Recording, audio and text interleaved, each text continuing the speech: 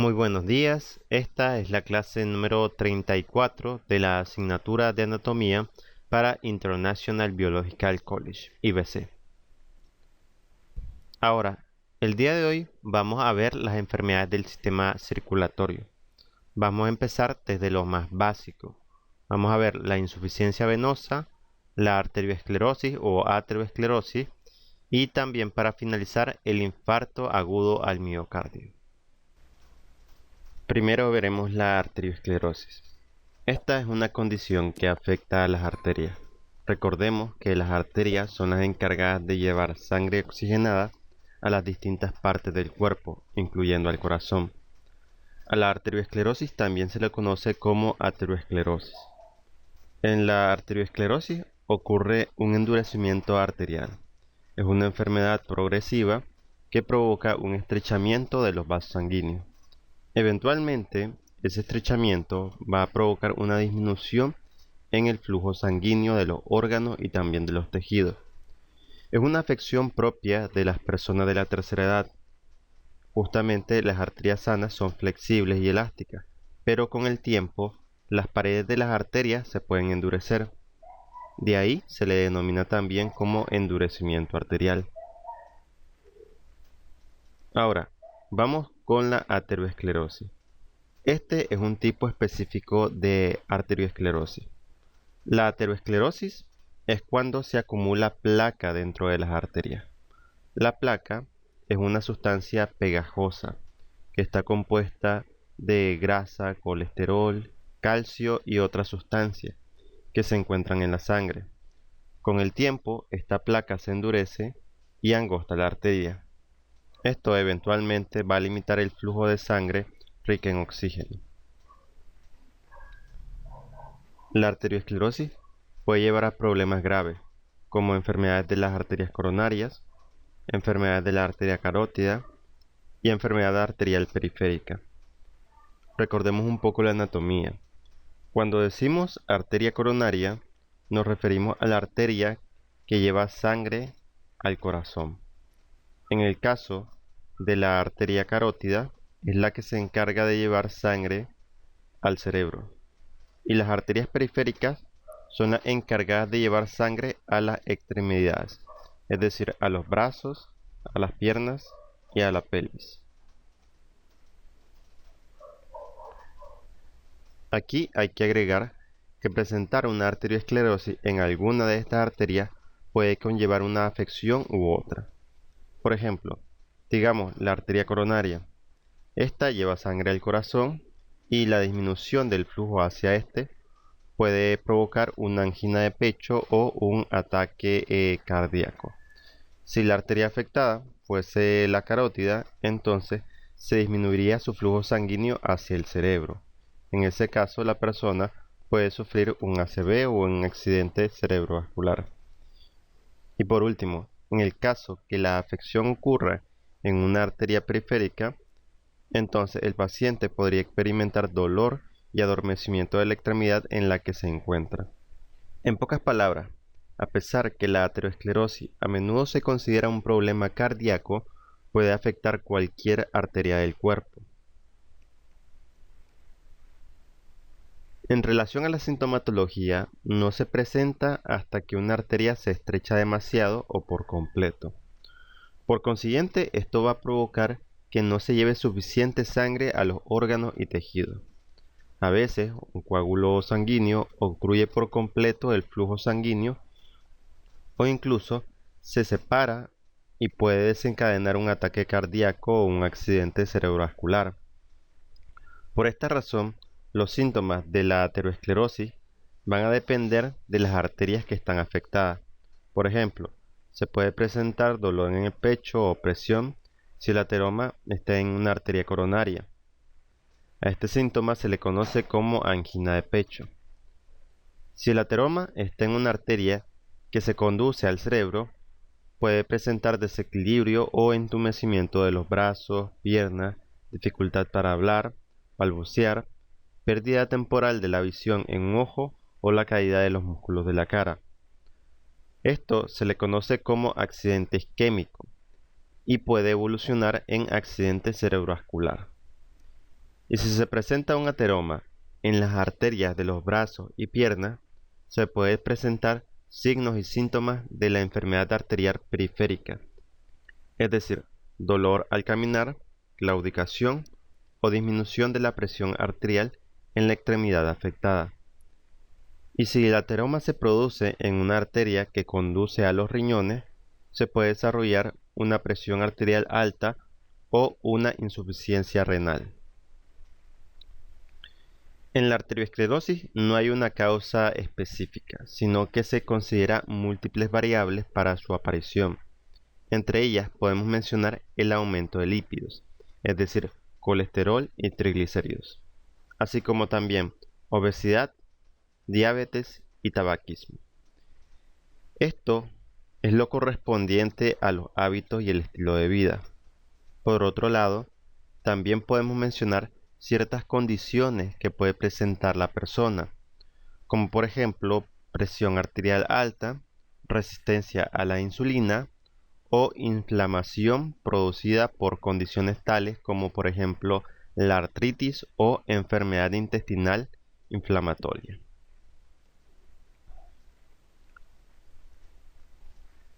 Una vez que se daña la pared interna de una arteria, las células sanguíneas y otras sustancias generalmente se van aglomerando en el lugar de la lesión y entonces se acumula en el recubrimiento interno de la arteria.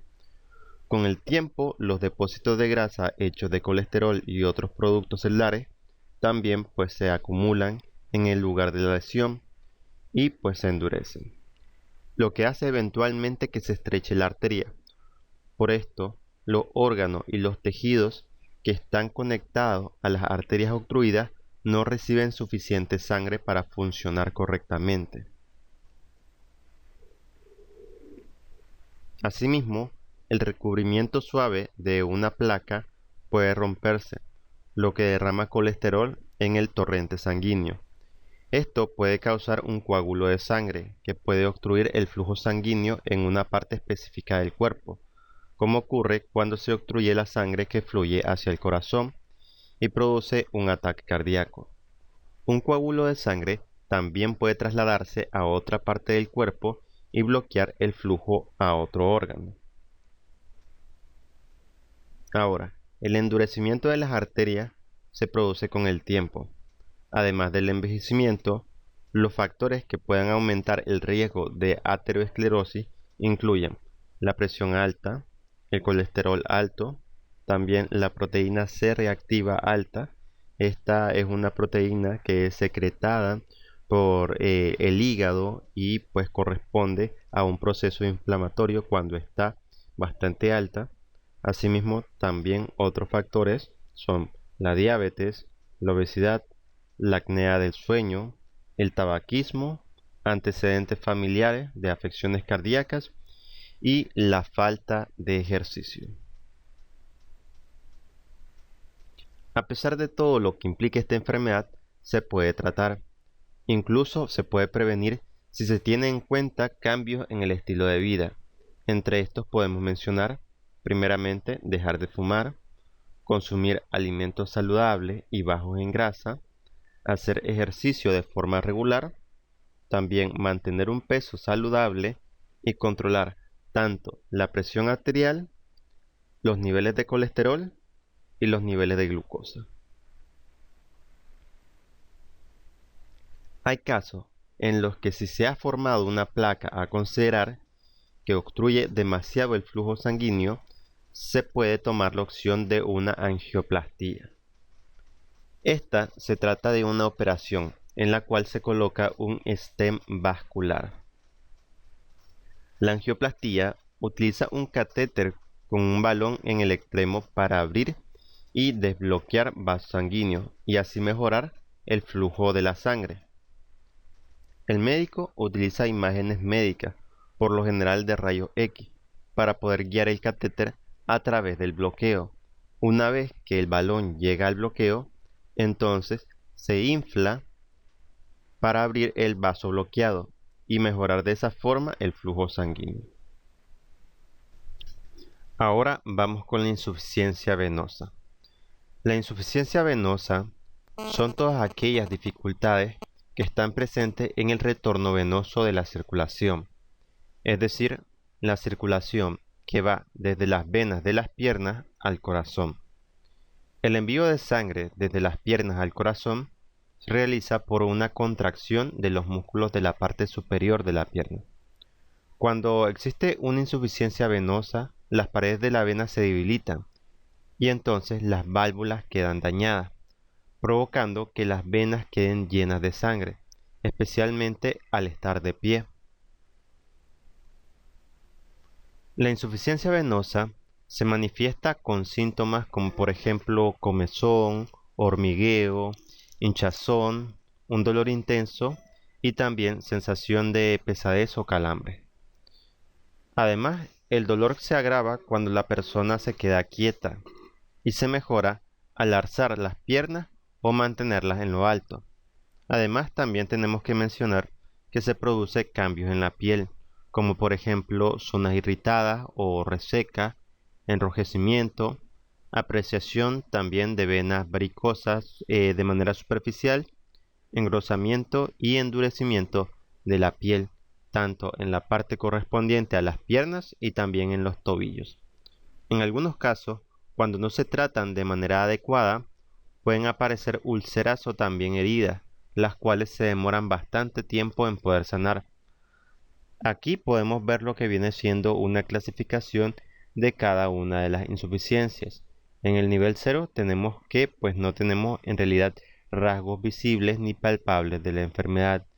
Ya podemos empezar a verlo en lo que viene siendo la clase 1, 2 y 3, correspondientes a su aparición, las varices y también edema. Y en la clase 6 tendríamos también los cambios cutáneos con ulceración activa. A eso me refiero de las heridas que tardan bastante tiempo en sanar. En la diapositiva anterior teníamos esta. En la parte 5 correspondería a una vena varicosa de clase 6, puesto que ya se presenta lo que viene siendo una ulceración o una herida visible.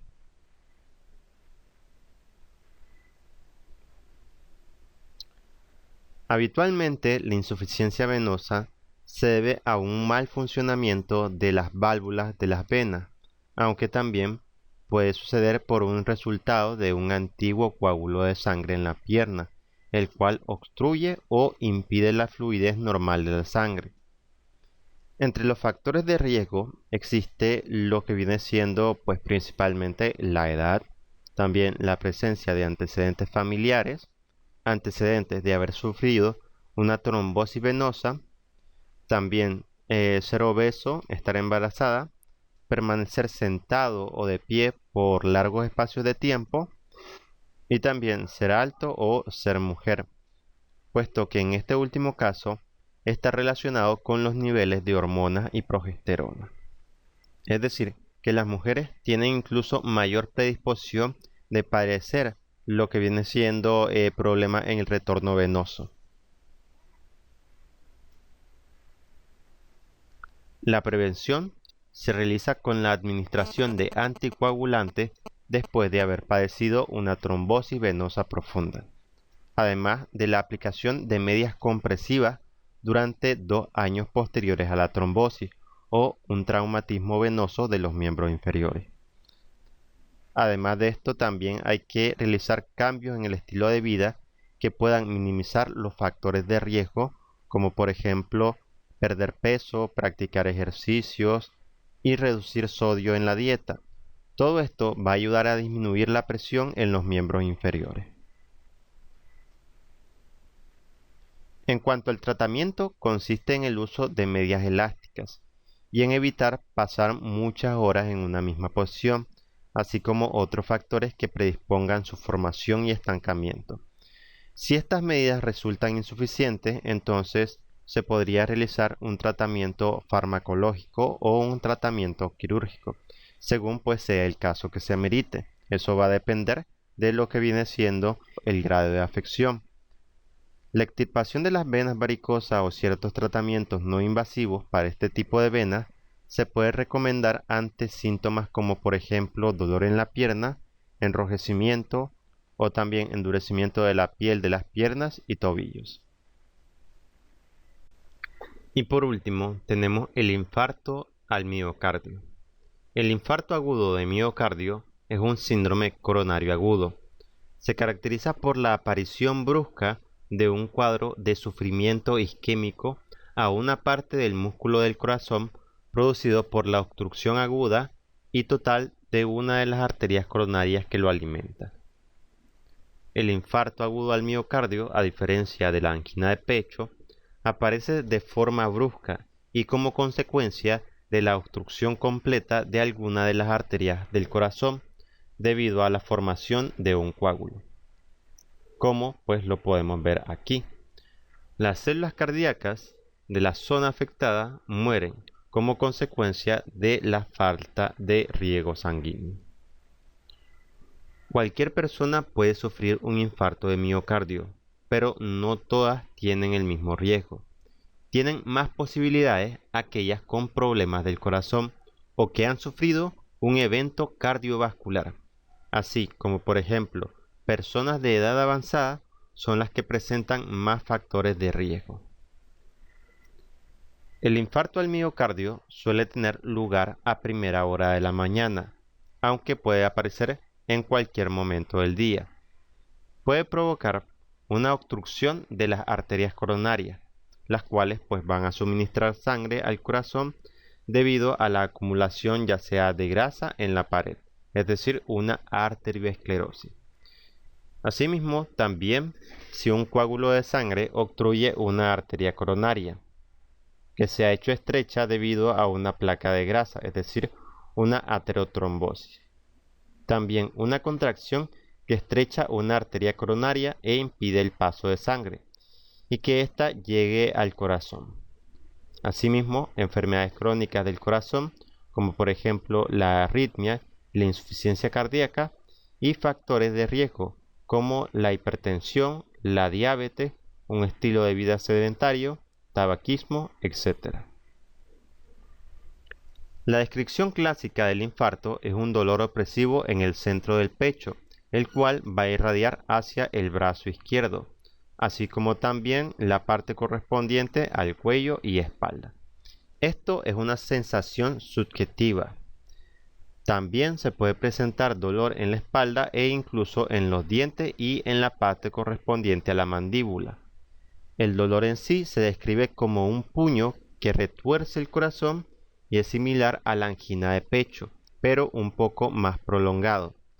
En este caso se pueden presentar dificultad respiratoria, sudoración, palidez y mareos.